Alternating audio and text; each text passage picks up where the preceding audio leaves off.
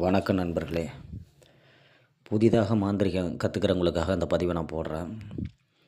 இந்த பதிவில் நம்ம பார்க்க இருப்பது எதிரின் கைகால் முடக்க, குறிமேடை அமைக்க, குறி சொல்ல. இதை பற்றி தான் நம்ம பார்க்க போகிறோம்.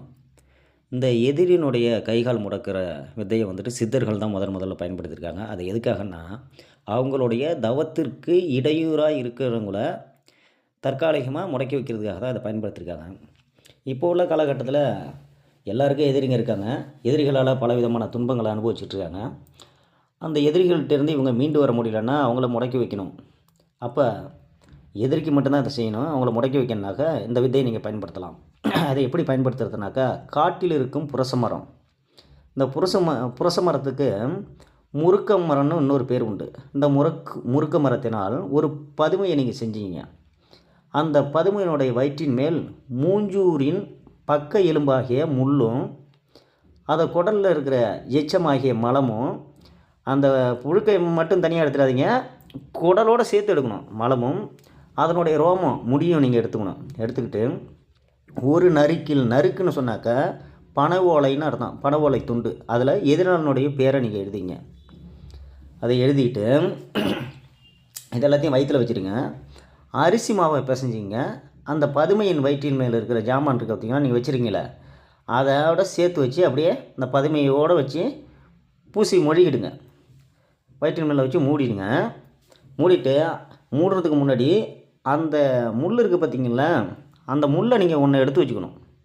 எடுத்து வச்சுக்கிட்டு உலகத்தாரெல்லாம் தெரியாதபடி, அதாவது ஒரு மறைவான இடத்த பார்த்துங்க, ஒரு குழி தோண்டிங்க. குழி தோண்டிட்டு இந்த பதுமையை பக்கத்தில் வச்சுக்கிட்டு பைரவ மந்திரத்தை 16,000 முறை நீங்கள் சரியாக உரு கொடுத்து ஜபிக்கணும். ஜபிச்சுட்டு இந்த பதுமை வச்சுருக்கீங்களா, அதில் இருக்கிற முள்ளை ஒன்று எடுத்து அந்த பதுமையினுடைய கால்லையோ கையிலையோ நீங்கள் குத்தணும். குத்தும்போது எதிராளியினுடைய கையில் குத்திங்கன்னா கை, காலில் குத்தினீங்கன்னா கால், இது முடங்கிடும். அது எப்படி முடங்குனாக்கா, அடிபட்டோ அப்படிலாம் கிடையாது, வாயு இப்படி மாதிரி டக்குன்னு முடக்கவாத மாதிரி முடக்கிக்கும். கை காலை எடுத்துக்கிட்டு அவங்க கிடப்பாங்க.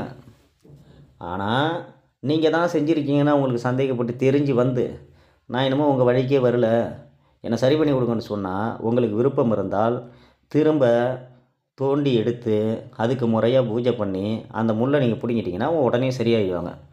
இது ஒரு விதமான முறை. இந்த முறையை நீங்கள் செஞ்சு பயன்பெறுங்க. அடுத்தது குறிமேடை அமைக்க, குறி சொல்ல.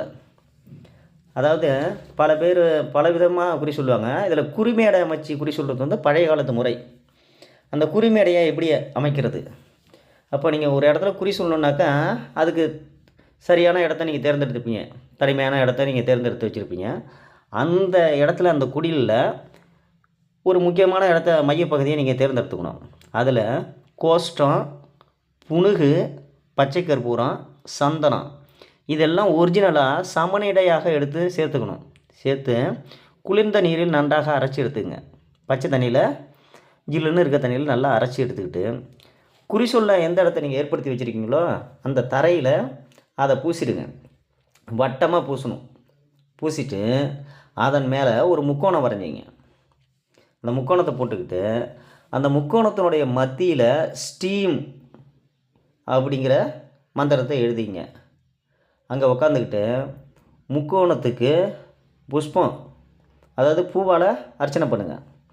காலை மாலை உச்சி வேலை 3 வேளையும் ஓம் நமோ பகவதே, ஓம் உக்கிரி, மாகாளி, சாமுண்டி, ஆயி, வைரவி, சாம்பவி, ஓங்காரி, நிமலி, மகாசக்தி, நமகா நமகா அப்படின்னு 1,08,000 உரு நீங்கள் ஜபிக்கணும். ஜபிச்சிங்கன்னா அது சித்தி ஆகிடும். இந்த காரியம், இந்த 1,08,000 உரு நீங்கள் ஜபிக்கிற வரைக்கும் 3 வேளையும் தலைமுழுகணும். தலைமுழுகி குளிச்சுட்டு ஒரு வேளை மட்டும்தான் நீங்கள் சாப்பிட்ணும். அதில் முதல் கவலம்னாக்கா உருண்டை, அதையும் கடைசி கவலத்தையும் எடுத்து காகத்துக்கு நீங்கள் வச்சிடணும். இரவில் துணி மேலே தான் நீங்கள் படுத்து தூங்கி லாகிரி வஸ்து வச்சு நீங்கள் படைக்கணும். லாகிரி வஸ்துனா போதைப் பொருள்னு அர்த்தம். இந்த சுருட்டு, கல், சாராயம், இதை வச்சு நீங்கள் முதல் பூஜையை ஆரம்பிக்கணும். ஃபஸ்ட்டு பூஜையை கடைசி பூஜை வரைக்கும் ஒரு மண்டலம் 48 நாட்கள் இதை வந்து தொடர்ந்து நீங்கள் செய்யணும். அப்படி செஞ்சீங்கன்னாக்கா இந்த தொழில் வந்துட்டு உங்களுக்கு கைகூடும்னு சொல்லியிருக்காங்க. இப்போ அந்த கைகூடுனதுக்கப்புறம் குறி கேட்க வருவோரின் சங்கதிகள் எல்லாம் அந்த குறியினுடைய சித்து உங்களுக்கு தெளிவாக எடுத்து சொல்லும். குறி சொல்பவங்க செய்யக்கூடாத வேலைகள் இருக்குது. புகை கண்டிப்பாக பிடிக்கவே கூடாது. தாம்பூலம் எவ்வளோ வேணாலும் நீங்கள் போட்டுக்கலாம். குறிப்பாக குறி சொல்கிற நேரத்தில் கன்னத்தில் நீங்கள் கையை வச்சுக்கிட்டு தான் குறி சொல்லணும். அப்போ தான் குறி சரியாக ஓடும். அடுத்தடுத்து இதை நீங்கள் செஞ்சு பயன்பெறுங்க. அடுத்தடுத்த காணொலியில் நம்ம சந்திப்போம். கொஞ்ச காலமாக காணொலி போட முடியாமல் இருந்துச்சு. இனி தொடர்ச்சியாக காணொலியை போடுவேன். நன்றி, வணக்கம் நண்பர்களே.